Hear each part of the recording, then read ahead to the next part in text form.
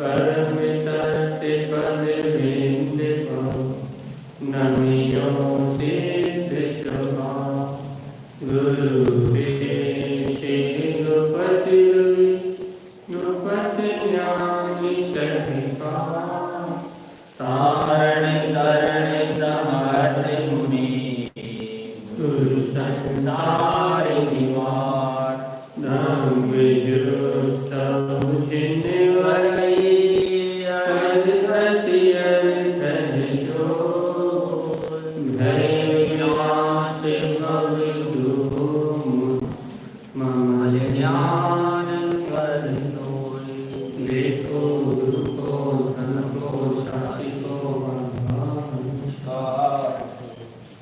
अपनी भाषा चल रही है। छेड़वाला के ग्रंथराज दौलत राम के द्वारा रचित एक ग्रंथ है मंगलाचरण अपने साथ। तीन भुवन में सा वेद रागे विज्ञानिता शिव स्वरूप शिविका नमः त्रियोग समाधि।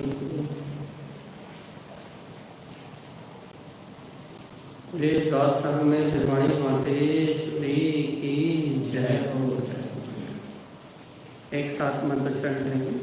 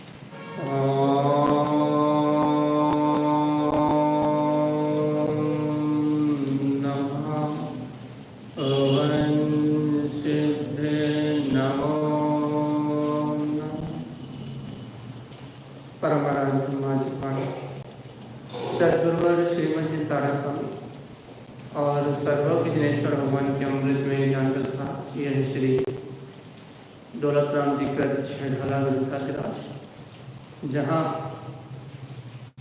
पंडित दौलत राम जी हमें संसार का स्वरूप बताया है। सबसे पहले उन्होंने मंगलाचरण में तीन भुवन को प्रकाशित करने वाले केवल ज्ञान स्वभाव की वर्णना की है। इसमें पूर्व लोक, अधोलोक, मध्य लोक तीनों लोग झलक रहे हैं। और जो वीतराग हैं ऐसे वीतरागी अरिहंत देव जिनके केवल ज्ञान में तीनों लोग झलक रहे हैं, ऐसे वीतराग देव को नमस्कार करा है और कहा है शिव स्वरूप शिव का जो ऐसे आनंद स्वभाव को देने वाले हैं, मोक्ष मार्ग के उद्घोषक हैं, ऐसे वीतरागी भगवंतों को, ऐसे केवल ज्ञान में शूर को, ऐसे मोक्ष मार्ग पद प्रदर्शक को नमो त्रियोग समाधि। मैं तीनों युगों की समाल सहित मन वचन काय की एकता सहित ऐसे केवल ज्ञानी परमात्मा को नमस्कार करता हूं। ये छेड़वाला में सबसे पहले ऐसे भगवंतों को नमस्कार किया। का अपनी गाथा हो गई थी। कल अपन गाथा नंबर 3 तक आ गए थे। 2 नंबर कार्यक्रम में अपन ने क्या पढ़ा था? क्षेत्र भुवन जीवे अनंत सुख चाहे दुख तय भयवंत ताते दुखे हारे सुखे कार कहे सीख गुरु करनाधार। क्या पढ़ा तुमने कि इस तीनों लोकों में, इन तीनों भुवन में जो जीव है वो सुख को चाहता है। प्राणी मात्र सुख की चाह करता है, लेकिन प्राणी मात्र चाहता तो दुख को है, लेकिन वो प्राणी मात्र चाहता तो सुख को है और दुख से घबराता है, दुख से भयभीत रहता है। हर व्यक्ति चाहता है भैया कि हमारे जीवन में कोई दुख ना हो। तीनों लोकों में कोई भी जीव दुखी रहना नहीं चाहता, हर जीव सुखी रहना चाहता है और दुख से भयभीत है। तो तो आचार्य भगवंत की वाणी से प्राप्त दौलत राम जी कहते हैं, ताते दुखे हारि सुखे कार, काहे सीख गुरु कर्णाधार। क्या कहते हैं? जीवात्मा, यदि तुम इस संसार के दुखों को छोड़ना चाहते हो और वास्तविक सुख को अपनाना चाहते हो, तो ताते दुख हारी सुख का, जो दुख का हरण करने वाली है और आत्मा को सर्वत्र सुखी करने वाली है, कहे सीख गुरु करना। ऐसे आचार्य भगवंत, आचार्य कुंद देव, आचार्य दानंद स्वामी, योगेंद्र देव आदि आदि, ऐसे आचार्य भगवंत परम गुरु परमात्मा हमें करना करके वो सीख दे रहे हैं। क्या सीख दे रहे हैं? कि कैसे हम उस शाश्वत सुख को प्राप्त कर सकते हैं। ये ध्यान रखना है, अपन रिविजन कर रहे हैं। और यहाँ दौलत राम जी सबसे पहले क्या कह रहे हैं कि करने सीख गुरु करना था। कौन से गुरु सीख दे रहे हैं? देखा, ताते दुख हारी सुख का, जो जीव के दुखों का हरण करने वाली है और जीव को सर्वत्र सुख करने वाली है, कहे सीख गुरु करना था। ऐसे गुरु हमें करना करके ये मार्ग दे रहे हैं। देखो, ये छह ढाला जी ग्रंथ दौलत राम जी ने लिखा, और इसकी विशेषता क्या है कि ये श्वेतांबर हो, दिगंबर हो, तेरहपंथी हो, बारहपंथी हो, ये सबकी पूजा विधि में है, कहीं इसका विरोध नहीं। तेरहपंथी में जाओगे तो भी यही स्वरूप है इसका, 20पंथी में जाओगे तो भी यही स्वरूप है, तारण पंथ में जाओगे तो भी यही स्वरूप है। ये दौलत राम जी कृत ये जो ग्रंथ है, ये जो उनकी भाव वासना है, ये सभी को मान्य है, कोई विवाद नहीं इसमें। और दूसरी बात क्या है, आगम परक है, इस पे पूर्व पर का विरोध नहीं होता। कैसा पूर्व पर का विरोध नहीं होता? पूर्व आचार्यों ने जो द्वादशांग में जिन वाणी कही है, जो सिद्धांत कहे हैं, वैसे के वैसे सिद्धांतों का निरूपण इसमें किया है। इसमें पूर्व पर का कोई विरोध नहीं है। और सबसे बड़ी क्या बात है, पूर्व पर का विरोध ना होने के साथ साथ, और कितनी बड़ी बात भैया, कहने लगे काहे सीख गुरु करना था। ये कर्णाबंध उन गुरुओं द्वारा कहा है जो आचार्य भगवंत है। यहाँ दौलत राम जी कह रहे हैं कि मैंने ये जो छह ढाला की रचना करी है, ये जो सदगुरुओं ने, जैसे अपने तारण स्वामी ग्रंथ पढ़े हैं, मालाधर जी पढ़ा है, पंडित पूजा जी पढ़ा है, कमलवती जी पढ़ा है, या समय चार जी पढ़ा है, योग सार जी पढ़ा है। आचार्य भगवंतों ने जो समय सार दिया है, या नियम सार दिया है, या उपदेश शब्द सार दिया है, आचार्य भगवंतों ने जो बड़े बड़े ग्रंथ लिखे हैं, इन्हें पढ़ने में तो समय लगता है। एक जो ग्रंथ है, ये जो इनका है, इनका अध्ययन करने में समय लगता है, और कोई प्रबुद्ध व्यक्ति ही इनका अध्ययन कर पाता है। लेकिन कविराज दौलत राम जी ने इन ग्रंथों को सार रूप निकाल के, ये सबसे बड़ी बात है, आचार्यों के इन ग्रंथों का सार रूप निकाल के, उसका अनुभव निकाल के इस छह ढाला की कृति में गूंज लिया। अच्छा बताओ, आज आप और हम दौलत राम जी को जानते हैं, पंडित दौलत राम जी को जानते हैं, तो किसके कारण से? सबसे फेमस प्रति है कि नहीं?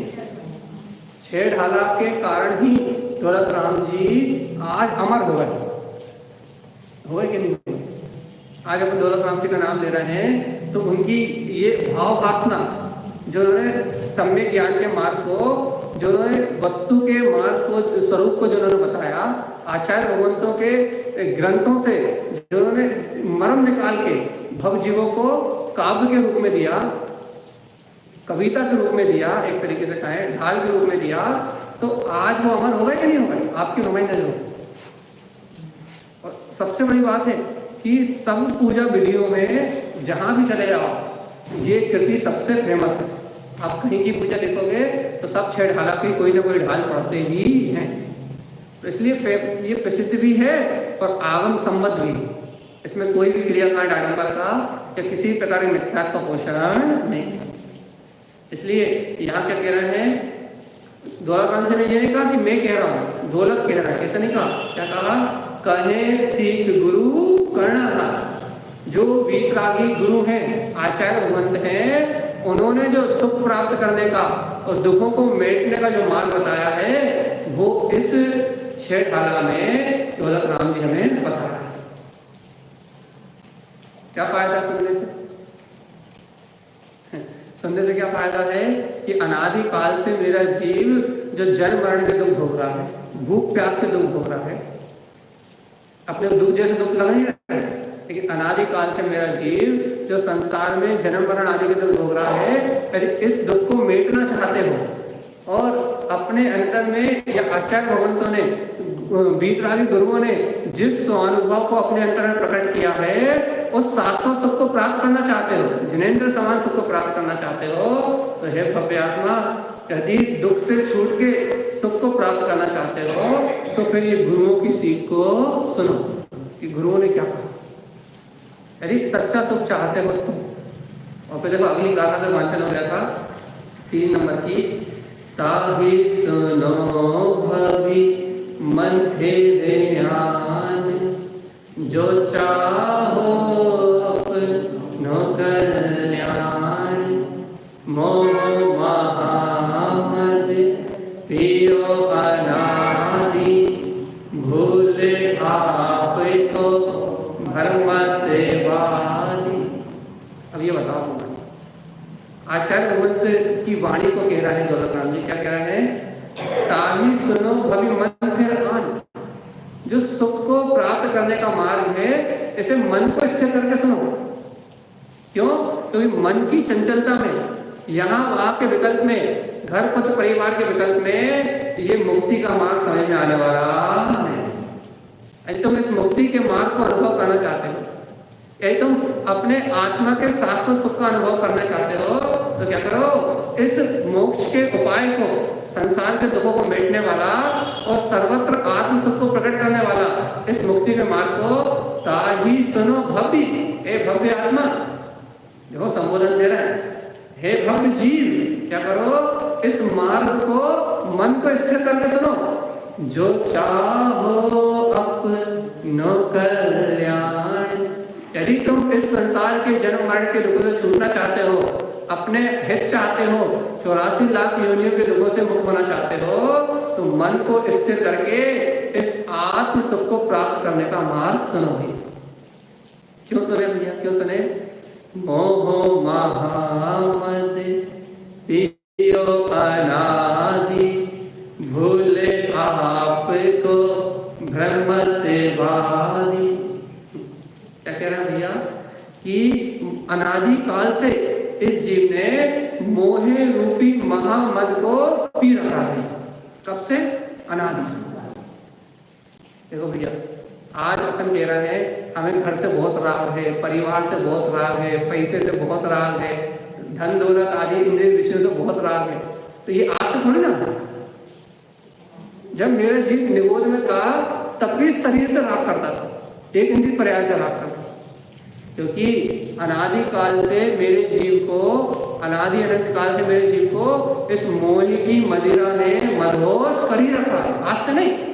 आज यदि अपन आज सोचे कि भैया आज हम परिवार पुत्र में क्यों उलझे हुए हैं, आज हम ये घर पुत्र परिवार की चिंता में क्यों फंसे हुए हैं, आज हमारा संसार परिभ्रमण क्यों चल रहा है, ये आज से नहीं चल रहा। क्या कह रहे हैं? मोह महामद पियो अनादि, ये मोहे रूपी जो मदिरा है, ये मोहे रूपी जो शराब है, ये जीव ने आज से नहीं पी, ये जीव अनादि काल से इस संसार में जन्म मरण कर रहा है, अनंत बार पंच परावर्तन कर चुका। तो ये मोहे रूपी जो मदिरा है, ये जीव ने कब से पीने लगे?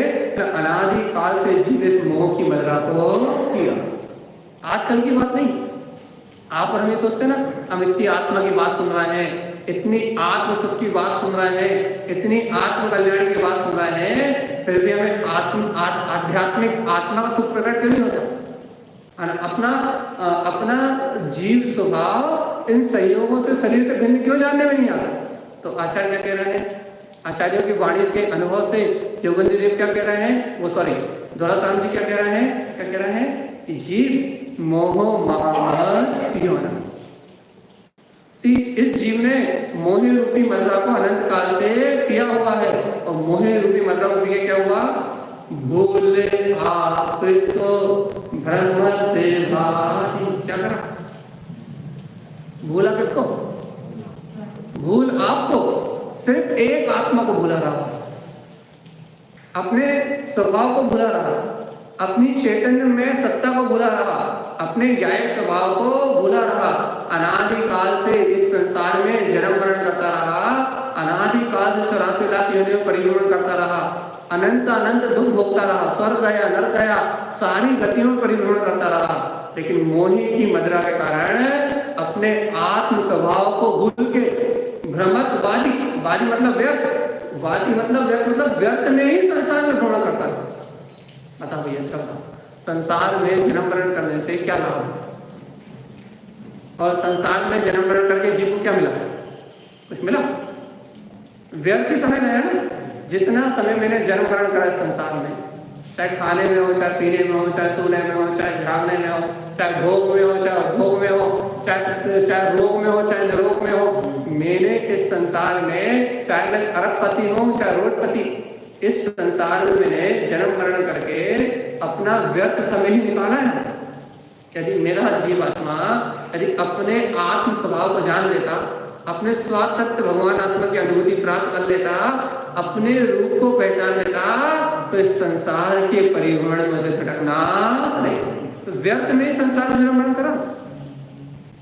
यदि कोई लाभ हो तो बता, यदि संसार में जन्म मरण करने से कोई लाभ हुआ तो बता। कोई लाभ हुआ?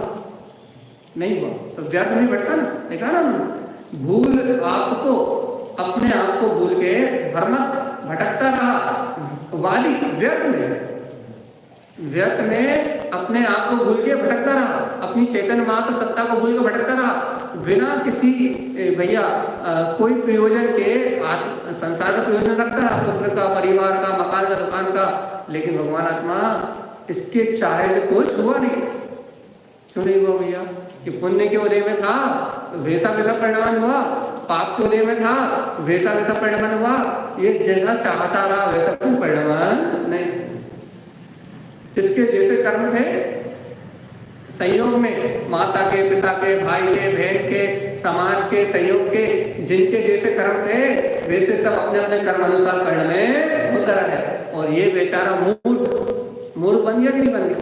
कि मैं इनका करता, मैं इनकी जिम्मेदारी लेने वाला, मैं इनकी जिम्मेदारी लेने वाला, ये बेचारा मूर्ख बन गया। कैसे मूर्ख बन गया? कि इन सबके परिणाम का कर्ता बना रहा और व्यर्थ में ही संसार में जन्म मरण करता। ये कहा गलत काम। क्या बन गए? कहने लगे तुम तो फ्री पॉकेट के मूर्ख बन गए। किस काय के कारण से मूर्ख बन गए? कि ना मोहे की मदिरा पी है, और मोहे की मदिरा के कारण अपने आत्म तत्व की सुरत नहीं आई। पर अपने आत्म तत्व की सुरत न आने से यह जीव मोहे की मदिरा के नशे में, मोहे मद में ये जीव क्या हो गया? अनंत काल से जन्म मरण करता हुआ संसार में भटकता रहेगा। अब पकड़ नहीं। देखो कल तक का रिवीजन हो गया, 3 गाथाएं हो गई, चौथी कार्य का चल रहा है। क्या करना है?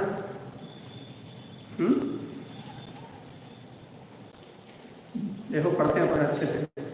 अपने संसार की व्यथा, इस संसार में भटकने से अपन ने क्या क्या भोगा, जब देखो शायद वैराग आ जाए, शायद लगे कि वर्तमान में जितने सुखी हम हैं अभी जितने जो अपने को है, थोड़ा कम या ज्यादा, थोड़ा कम या ज्यादा, यदि वर्तमान में अपने पास जो है वो भी अनंत सुख में है। किसकी अपेक्षा से? भविष्य में जिन गतियों में अपन जाएंगे, आत्मा को बिना जाने, आत्मा को बिना अनुभव किए, अपना मोक्ष मार्ग बिना बनाए, भविष्य में हम जिन गतियों में जाएंगे उनसे अनंत गुना अच्छा अपने पास अभी वर्तमान में। और हम जिन गतियों से आए हैं, जिन गतियों में जन्म ग्रहण करते हुए हम आए हैं, उन गतियों में जितने हमने भयानक दुख भोगे उससे भी अनंत गुना ज्यादा अच्छा अभी अपने पास है वर्तमान में अपने पास।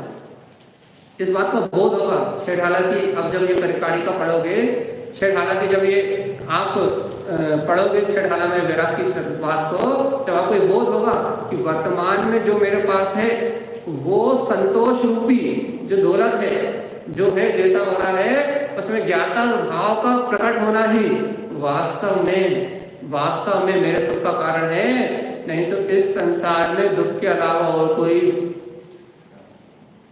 काम मेरे आत्मा ने किया भी नहीं। देखो क्या कहते हैं, बहुत अच्छे से मिला ना। गाथा नंबर 4 छठाला सामने लेके बैठ जाओ, आराधना लिखी। देखो गाथा नंबर 4।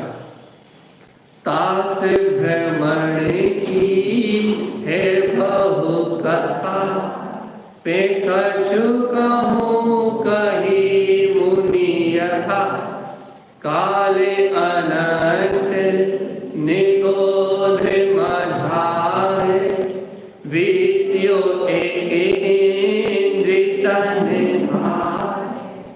अब देखो कितने दुख हैं, कितने दुख सहे। तो ऐसा लगता है कि अपना जीवन तो बढ़िया, अच्छा खाओ पियो, बढ़िया ऐश से रहो, ठसक्के से रहो, जो करना हो मन की करो, ऐसा लगता है ना। तो देखो अभी यहाँ आचार्य भगवान क्या कह रहे हैं, पूर्व भाव का स्मरण, कि हमारा जीव पूर्व भाव में क्या क्या दुख भोग के आया, और यदि अभी भी हमारे जीव को अपने आत्मा में शुद्ध नहीं आई तो आगामी भाव में आगे के जीवन में मेरा जीव कैसे कैसे अनंत दुखों को और भोगेगा। यदि आज भी अपने आत्म तत्व का बोध नहीं आया, आज भी यदि शुद्ध चेतन महासत्ता का बोध नहीं आया, तो आगामी भाव में और कैसी कैसी दुख को और कैसी कैसी वेदना को मेरा जीव भोगेगा। ये सुनो आप, देखो तान समय के कहते हैं बहुत अच्छे भाव से कि तास भ्रमण की बहु कथा। ये देखो इस संसार भ्रमण करने की कथा तो बहु मतलब बहुत बड़ी है। मेरा जीव ने इस संसार में जो अनंत काल से जन्म मरण करा है, उस संसार में जन्म मरण करने की कथा तो कहना कितनी है, कहना बहु कथा, वो तो बहुत बड़ी कथा है। पे कछु कहूँ कभी मुनि यथा, उसके बाद भी कहना पूर्व आचार्यों ने लिखा ना, मुनि यथा, इसके बाद भी जो पूर्व आचार्यों ने लिखा है उसके आधार पे मैं दौलत राम उसमें से कुछ कह रहा हूं, क्योंकि इस दुख का वर्णन यदि लाखों जिज्ञाएं एक साथ करें तो करने में सामर्थ्य, लेकिन फिर भी पूर्व आचार्यों से देखो कि दौलत राम जी का ग्रंथ प्रमाण कि इसकी वंदना कैसे करें, कि पूर्व पर विरोध रहे, कि जो पूर्व आचार्यों ने कहा है वैसा ही यहाँ दौलत राम जी ने कहा है। उन्होंने अपनी मनमानी नहीं करा, इसलिए ये 6 डाला ग्रंथ सर्वमान्य।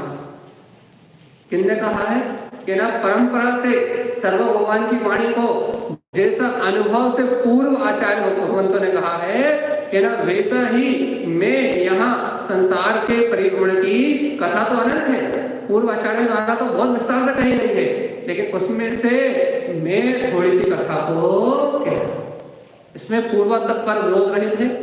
द्वादशांग में जिनवाणी का ही सार है। दौलत राम जी कवि थे, लेकिन उन्होंने पूर्व आचार्यों के ग्रंथों का मर्म निकाल के, जैसे समय सार जी, मानव जी, पंडित पूजा जी आदि, इन बड़े बड़े ग्रंथों का मर्म निकाल के उस काव्य में उस अनुभूति को भर दिया, उस जीव के अंतर में उसकी चेतना का जागरण हो। जीव थोड़े में, क्योंकि ग्रंथ पढ़ना सबकी बस की बात नहीं, जीव थोड़े में इस सार को समझ पाए, भले ना सब पूजा विधि में 6 डाला का उपयोग हो रहा, तो जीव थोड़े में ही इस सत्य को समझ जाए। क्या समझ जाए कि अनंत काल से जीव ने कैसे कैसे दुखों को, और आचार्यों ने क्या कहा, आचार्यों ने सिद्धांत में क्या कहा, देखो क्या लगा, पे कछु कहूं, देखो भैया उसमें से बहुत थोड़ी सी कह रहा हूं, तथापि कथा तो अनंत है, लेकिन उसमें से पूर्व आचार्य द्वारा जो कहा गया है उस अनुसार मैं थोड़ी सी कह रहा हूँ। क्या कह रहा हूँ, काले अनंत निगोद माझार, एक जीवात्मा, इस जीव ने अनंत काल तो निगोद में ही निकाल दिया। कहाँ निकाल दिया अनंत काल, निगोद मझारा, अनंत काल कहाँ निकल गया। इस जीव के अनंत काल तो निगोद में निकल रहा है। निगोद स्थान कौन सा है, निगोद कहाँ है, ये तीनों लोग ही निगोद है। निगोद कहाँ है, निगोदिया जीव तो तीनों लोगों में ठसाठस भरे हैं। अभी मेरे और आपके अंदर भी निगोदीय जीव ठसाठस भरे। तो निगोद कहाँ है? कहाँ निगोद? ये पूरा तीनों लोग ही निगोद है। सोचो तो भगवान आत्मा आप और अभी हम यहाँ बैठे हुए हैं और अपने शरीर में ही, आलू प्याज वक्ष में तो होते ही हैं, लेकिन आज अपन यहाँ बैठे हुए हैं, इस समय अपन यहाँ बैठे हुए हैं, अपने शरीर में ही अनंत निगूढ़ जीव एक सांस में अर्थात 1 सेकंड में 24 बार जन्म ले रहे हैं और 1 सेकंड में 24 बार मर रहे हैं। हमारे शरीर में, हमारे साथ, हमारे शरीर में ही, हमारे अंतर में ही वो निगूढ़ जीव 1 सेकंड में 24 बार जन्म ले रहे हैं और 24 बार मरण कर रहे हैं। और हमारा आयुष्क्रम देखो कि हम शरीर के मालिक बन के बैठे हैं और हमारा आयुष्क्रम कितना? 60 साल, 70 साल, 80 साल, लेकिन उनका आयुष्क्रम कितना है? 1 सेकंड में 24 बार जन्म हो मरण। ये दुख, जन्म मरण का दुख कि अनंत काल निगोद में रहते हुए मेरे जीव ने क्या करा है? अनंत काल अनंत निगोद में जमा, अनंत काल तो मेरे जीव ने निगोद में ही निकाल दिए। अनंत काल तो निगोद में निकल गए। और देखो उस निगोद की जन्म मरण के दुखों से निकल के अपने को यहाँ त्रस पर्याय मिल गई। जे दुर्लभ में दुर्लभ। आज भी अनंत जीव निगोद में ही निवास कर रहे हैं, लेकिन आप और हम संगी पंचेंद्रिय पर्याय में प्रकट हो गए, ये बहुत दुर्लभ में दुर्लभ है। देखो क्या कह रहे हैं? काल अनंत निगोद मचाना। और देखो वस्यो एक इंद्री तन निधार, निगोद में पड़ा रहा। कैसे पड़ा रहा? एक इंद्री तन था, एक इंद्री तन को धारण करके ये जीव अनंत काल से निगोद में पड़ा रहा। क्या करता रहा? क्या करता रहा निगोद में? क्या करता रहा? मैं बताता हूं निगोद में क्या किया। एक सांस में 8-10 बार।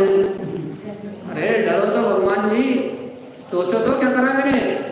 एक सांस में 8-10 बार जन्म्यो मरियो भयो दुख। क्या करा? एक सांस में मतलब एक पल्स रेट में, एक पल्स रेट में, श्वास मतलब है श्वास नहीं, एक पल्स रेट में मैंने क्या करा? 18 बार जन्म और 18 बार मरण। ये रही मेरी हालत। एक इंद्रिय पर्याय को धारण करके, एक इंद्रिय तन को धारण करके निगोद में रह के, अब आप पूछो भैया निगोद में क्या दुख है?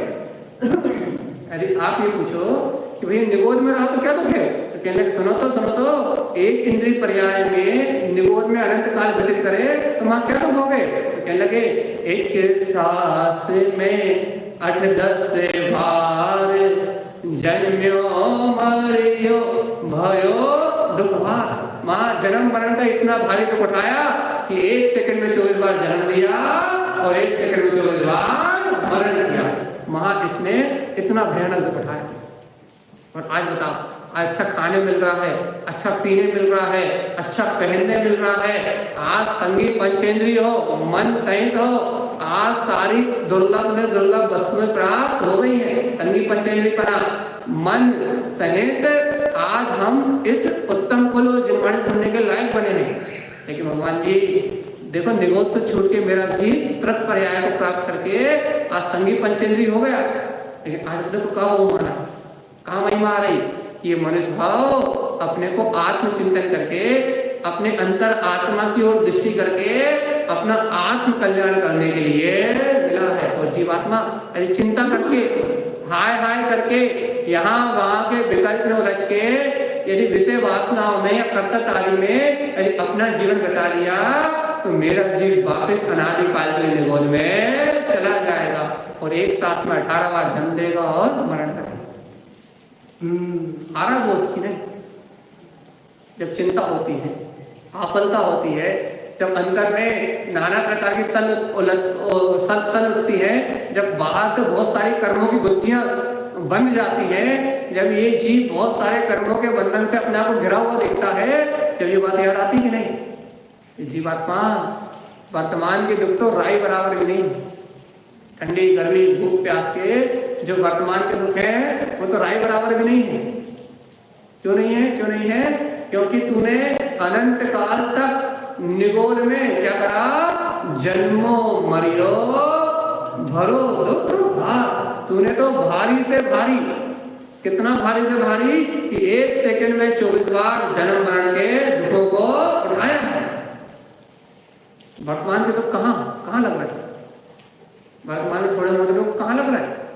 लेकिन जीवात्मा ऐसी बात सुन के कि अंतरात्मा जाग रही है, चेतनता जाग रही है, देखो देखो देखो देखो, अब ज्ञान वस्तु मेरे जीव ने अनंत काल से निगोद आदि के दुखों को उठाया है, लेकिन देखो तो आज तरस पर्याय और भगवान की दिव्य सुनने आत्म कल्याण करने की वेला मिल आ रही महिमा की नहीं।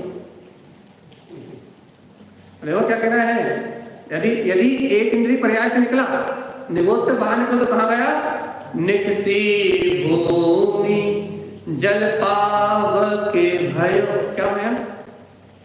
निकसी यदि मां से निकला तो क्या वो भूमि, पृथ्वी काय, जिस पे आप बैठे हो उस पृथ्वी काय में गया, महाजन्म मरण करा। और यदि मां से निकला तो जल काय, जो पानी का अपन सेवन कर रहा है, जो जल यहाँ बरस रहा है, यदि वहां से निकला तो क्या हुआ? जल काय हो गया, ये पृथ्वी काय हो गया, जल काय हो गया, पावक भैया। और वहां से निकला तो फिर अग्नि काय हो गया। निकल यदि निगोद से निकला भी तो फिर क्या हो गया?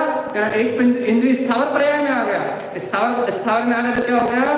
कि लगे भूमि बना, जल बना, पावक अग्नि बना, भयो इन पर्यायों में उत्पन्न हुआ। पवन वायु काय का जीव बना, प्रत्येक वनस्पति आयो।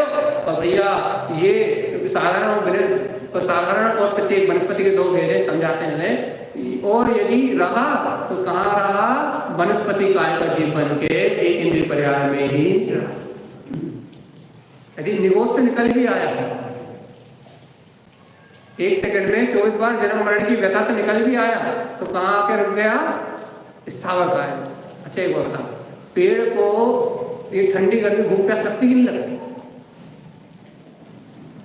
जब आप टहनी काटते हो तो उसे दर्द होता कि नहीं होता? फल तोड़ते हैं अपन तब उसे पीड़ा होती कि नहीं होती? होती है। लेकिन वो भग सकता है? भग सकता है कि नहीं है? अपनी पीड़ा को बता सकता है किसी को? सुना सकता है कुछ? और देखो भगवान जी, वो ना कह सकता, ना बोल सकता, ना अपने स्थान से भग सकता। और देखो तो आज हमें संगीत 10 पर्याय मिली है।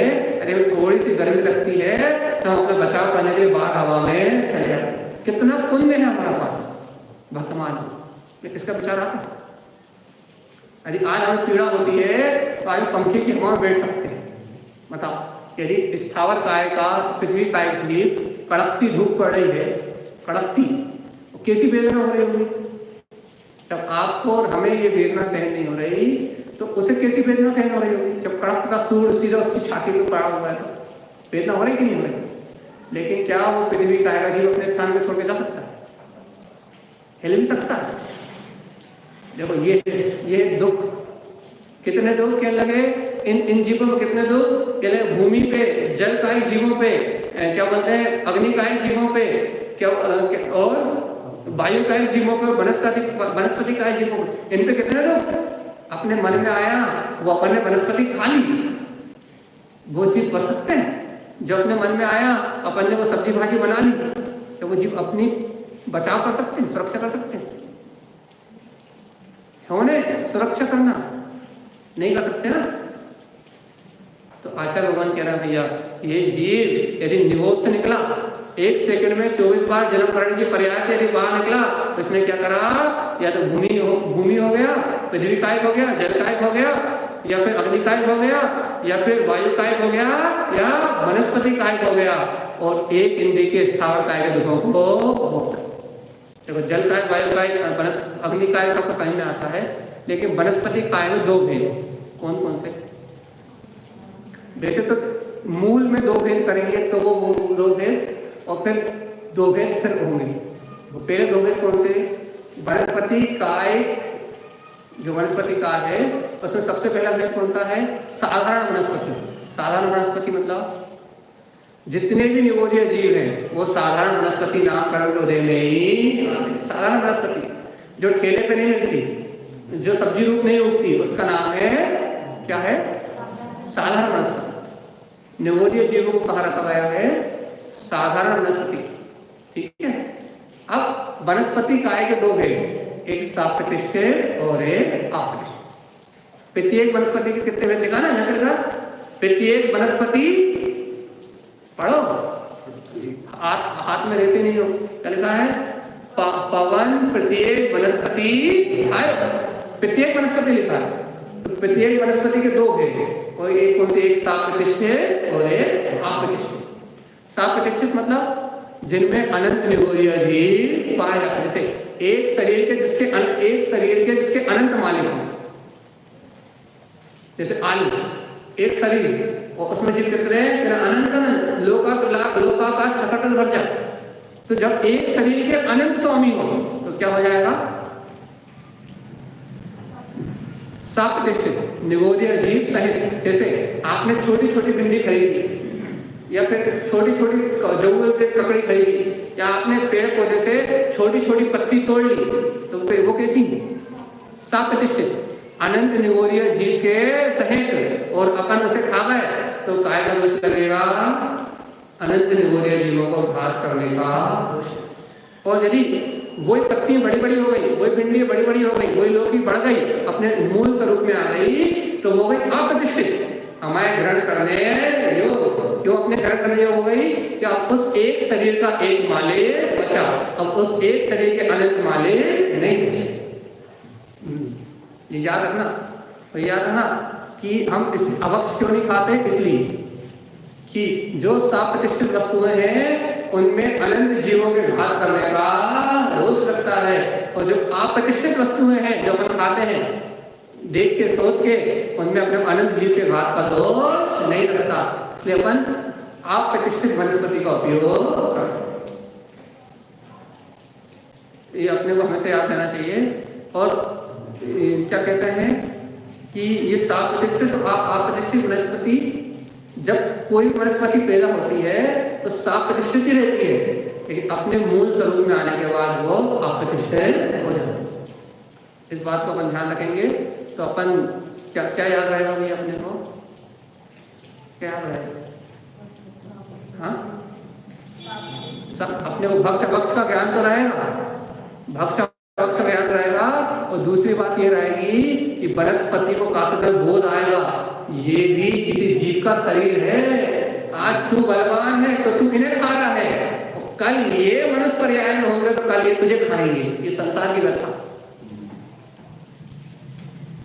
आज तू संगी है, पंचेंद्री है, तो आज फ्राई करके खा रहा है, आज अपने रसनेंद्री के स्वाद के लिए खा रहा है। आज आलू प्याज आदि अपक्षों के प्रति इतना आसक्त है, ये तो उससे कह रहे हैं कि छोड़ दे, तो इस रसना इंद्रिय के स्वाद के लिए छोड़ नहीं पा रहा। लेकिन जीवात्मा, जब यही जीव जो तेरे निमित्त से मारे जा रहे हैं, जब ये जीव तो उससे बदला लेने के लिए आएंगे, तो किस तरीके से आएंगे? तो ये जीव जब बदला लेने के लिए आएंगे तो ये तुम्हारे शरीर में एक इंद्रिय पर्याय में या तो निगोदीय जीव के रूप में उत्पन्न हो जाएंगे, या तो कोई वायरस, 2 इंद्रिय 3 इंद्रिय कोई वायरस के रूप में उत्पन्न हो जाएंगे, और वो ही जीव हमारे शरीर को खाएंगे। जैसे कैंसर का रोग क्या है? ये कोरोना था, 3 इंद्रिय वायरस था, तो क्या है? जब कैंसर हो गया तो कैंसर का कीड़ा 3 इंद्रिय का जीव है। अब जिन जीवों को आप खा रहे हो वो ही आपसे बदला लेने के लिए नाना प्रकार का रोग का रूप बना के आपके शरीर में पैदा हो जाएंगे। कहीं किडनी खा जाएंगे, कहीं लीवर खा जाएंगे, कहीं कैंसर कर देंगे, कहीं टीबी कर देंगे, और नाना प्रकार के रोगों के रूप में जिन्हें आपने बिना उत्तम क्षमा की भावना के, बिना प्रेरणा किए, बिना उन्हें जीव माने आपने ग्रहण कर लिया, आपने उनसे क्षमा तक नहीं मांगी, तो भगवान आत्मा वह जीव आपसे अपने हिसाब किताब पूरा करने,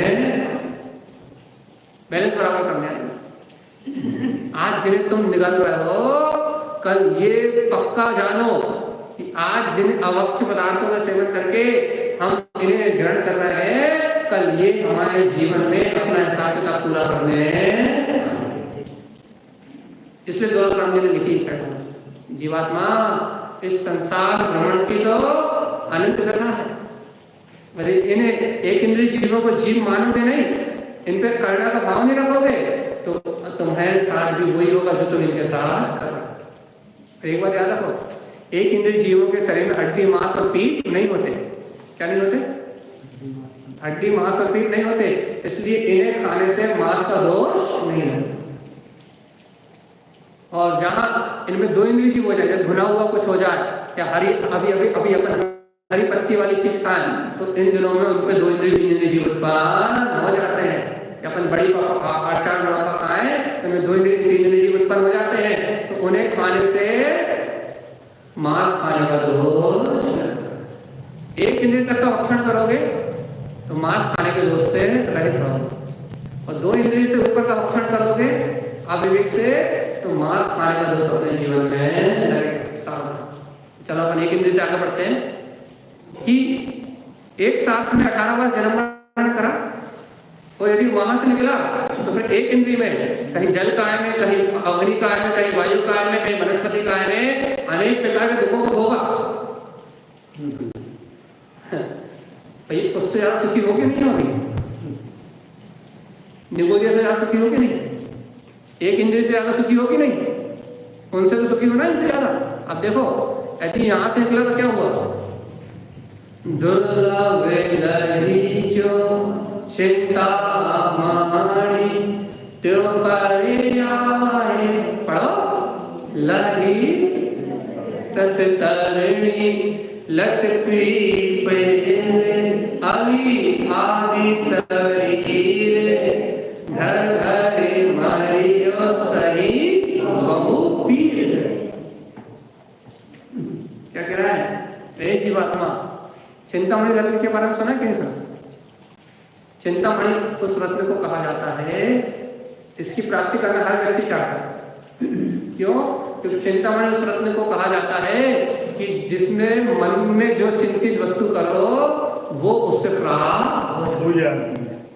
तो आचार्य कह रहे हैं कि जिस प्रकार किसी जीव को चिंतामणि रत्न को मिलना बहुत दुर्लभ है कि नहीं?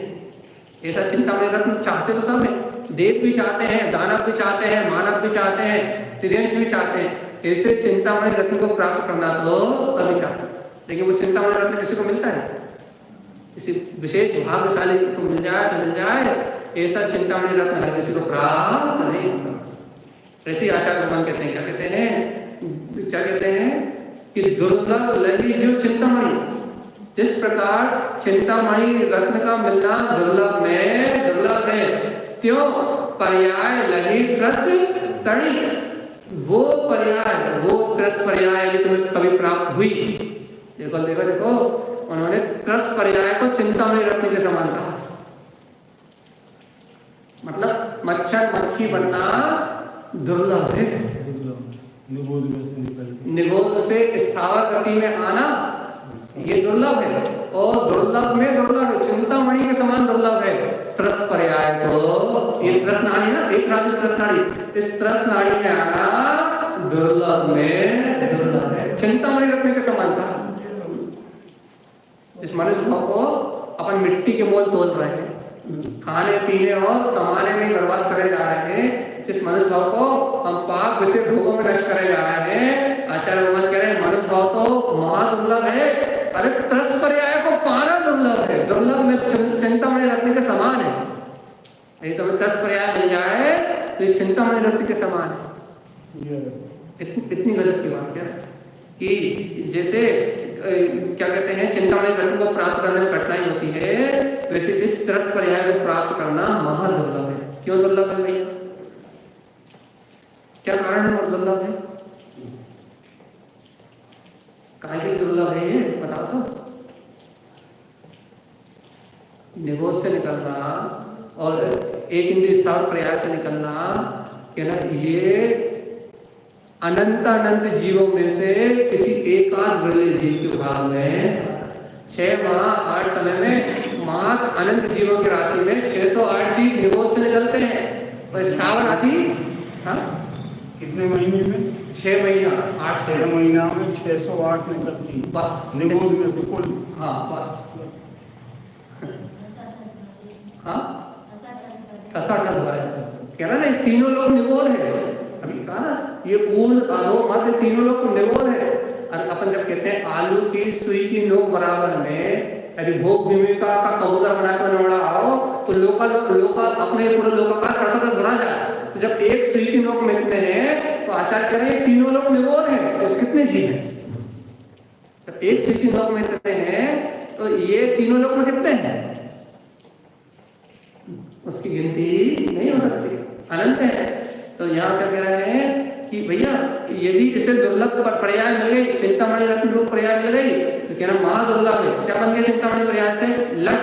देखो क्या लगा, लट पिपीले फली आदि शरीर धर धरे मरियो सही बहु लट। लट मतलब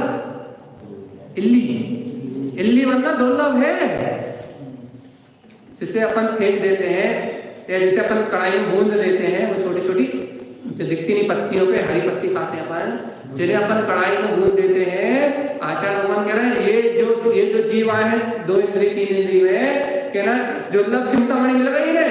एक इंद्रिय स्थावर कायम जन्म मरण कर रहे थे, बराबर इनके लिए दुर्लभ है। इनके चिंतामणि रत्न के समान है पर्याय। यदि कोई जीव निरोध से निकल के या एक इंद्रिय स्थावर पर्याय से निकल के 2 इंद्रिय में आ जाता है तो उसके लिए दुर्लभ चिंतामणि है। उसे ये पर्याय मिल गई, चिंतामणि रत्न के समान है। नहीं तो दोबारा मिलना संभव है कि नहीं? यदि उसकी इस बार वो त्रस पर्याय छूटी, यदि वो इल्ली की पर्याय में यदि मर गया तो दोबारा वो कभी पर्याय मिलेगी कालांतर में कि नहीं, इसका कोई भरोसा नहीं है। क्योंकि यदि वो वापस निरोध चला गया तो फिर वापस आने का कोई ठोर नहीं है।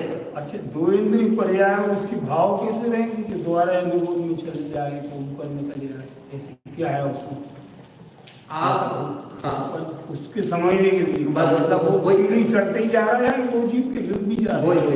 मोहे महामति पियो आराधी।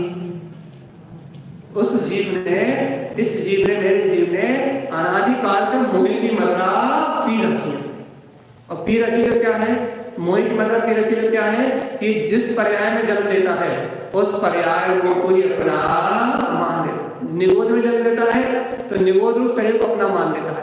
एक इंद्रिय पर्याय में जन्म लेता है तो एक इंद्रिय रूप शरीर को अपना मान लेता है। और 2 इंद्रिय आदि पर्याय में जन्म लेता है तो 2 इंद्रिय रूप शरीर को अपना मान लेता है। जब एक इंद्रिय में रहता है तो क्या होता है कि एक इंद्रिय बराबर 6 रहता है कि जैसे स्पर्शन इंद्रिय मात्र 6 है और 2 इंद्रिय में क्या होता है स्पर्शन के साथ रसना 6 बढ़ जाता है।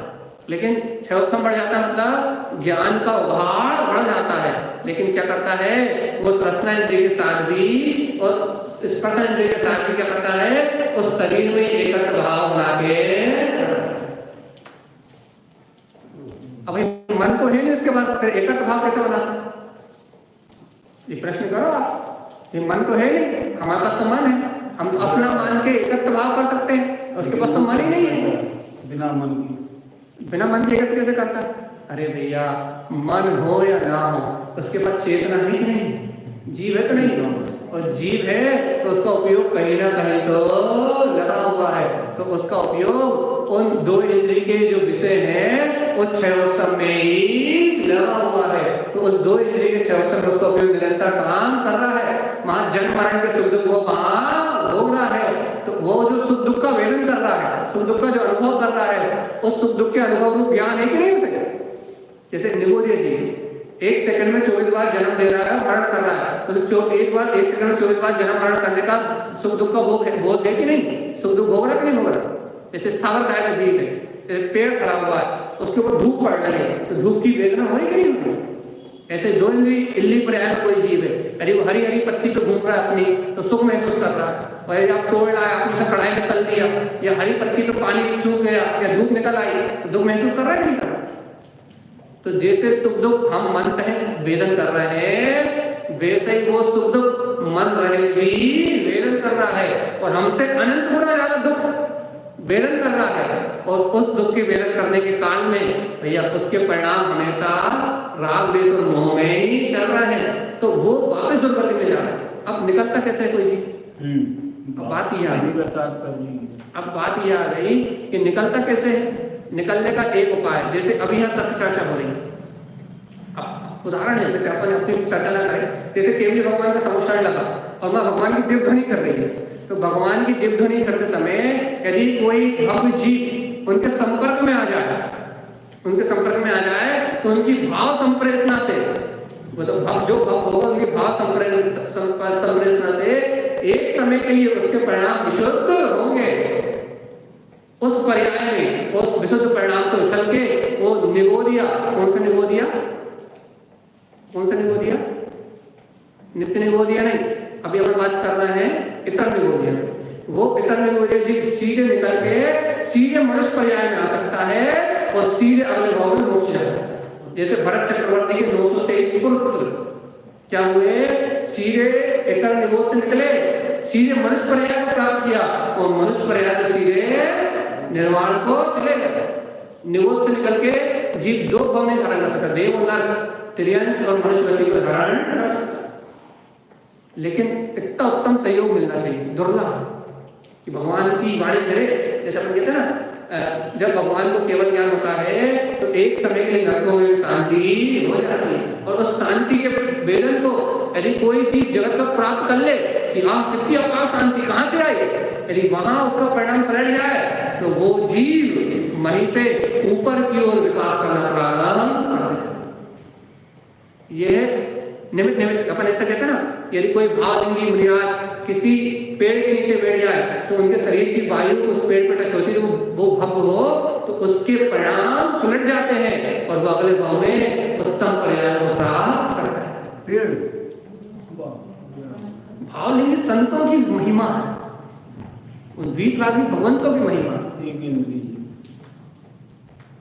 इसलिए भगवान की महिमा करते जिनवाणी, अपने को वो बोध कराती है कि जिनवाणी कितनी अतिशयकारी है। ये हमारे भगवंत जिनकी हम आराधना करते हैं ये कितने श्रेष्ठ हैं। इन भावलिंगी संतों के आचार्यों की क्या महिमा है, जिनके तन से स्पर्श करने वाली वायु, यदि कोई वायु का एक जीव यदि कोई भक्त हो जाए तो उसका तो कल्याण निश्चित हो, सबका नहीं, उसमें विशेष होना जिसकी। तो ये बात है भैया अंतर अनुभव की, ज्ञान अनुभव की बात है। तो यहाँ आचार्य भगवान क्या कह रहे हैं कि दुर्लभ है इस चिंतामणि, और इसमें यदि जीव यदि एक इंद्रिय से निकल आया, दो इंद्रिय से निकल आया, साधारण वनस्पति को छोड़ के, साधारण वनस्पति निगोद है, प्रतिष्ठित और अप्रतिष्ठित सब वनस्पति से निकल के बाहर आ गया, तो दुर्लभ है चिंतामणि कृत पर्याय को पाना। उसमें लट मतलब इल्ली बनना, पिपील मतलब चींटी बनना, अली मतलब क्या है?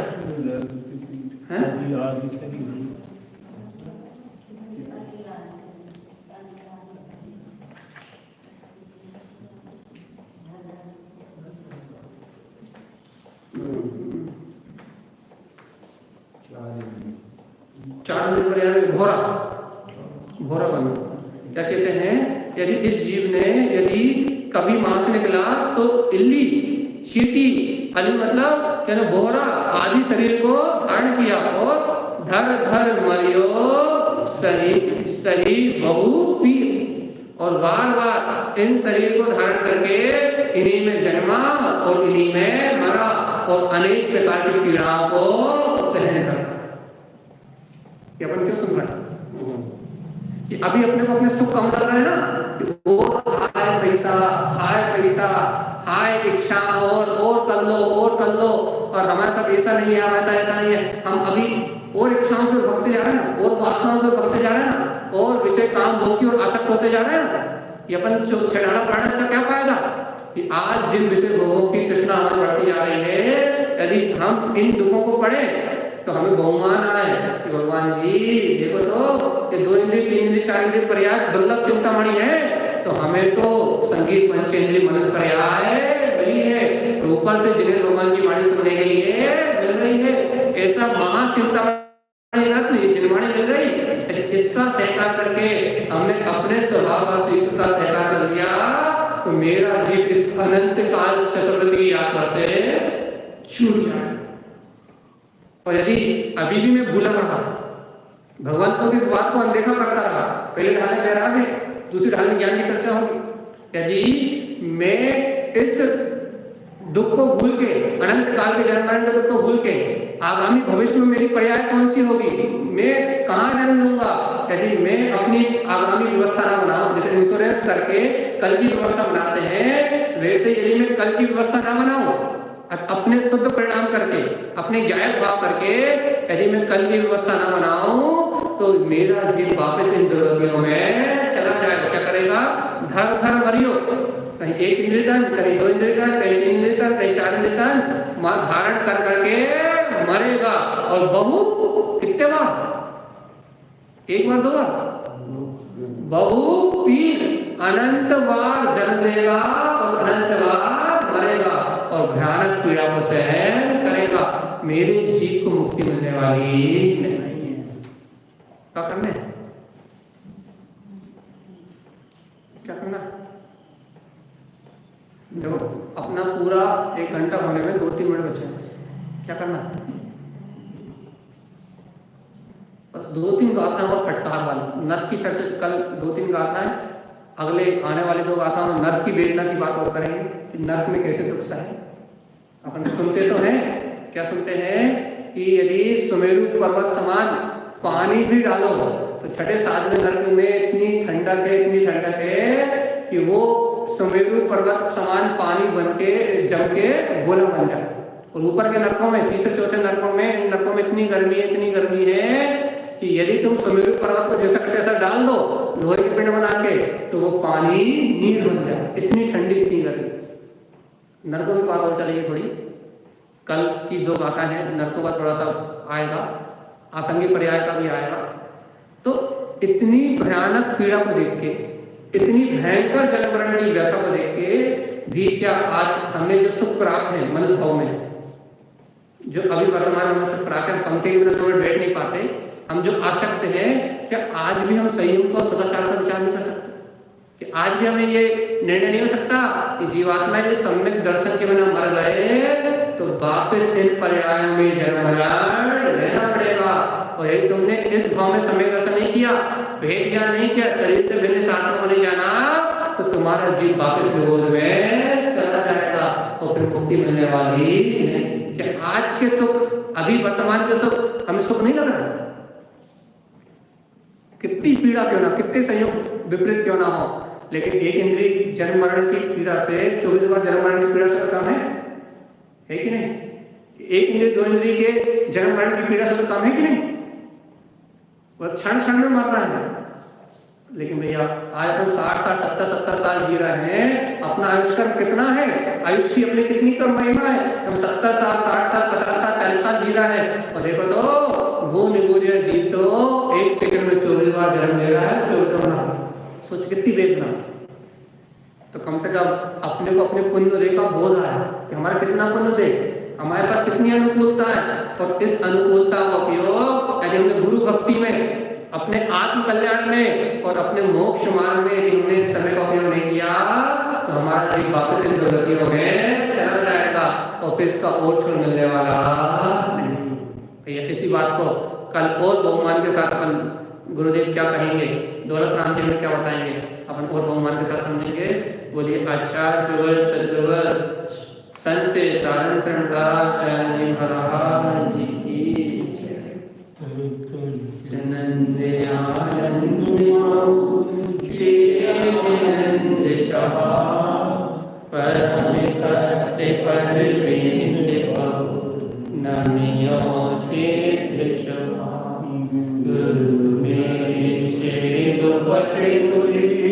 गुरुपति ज्ञान सहका तारण करण समर्थ